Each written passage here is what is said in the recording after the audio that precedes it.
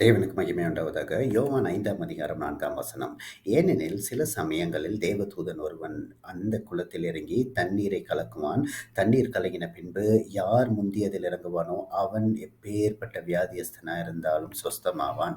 இந்த நம்பிக்கையின் மூலமாக அநேகர் அந்த குளத்தின் மத்தியில் இருந்தாங்க. அங்க ஒருவரை இயேசு சந்திக்கிறார். அந்த குளம் பேர் பெத்தஸ்தா.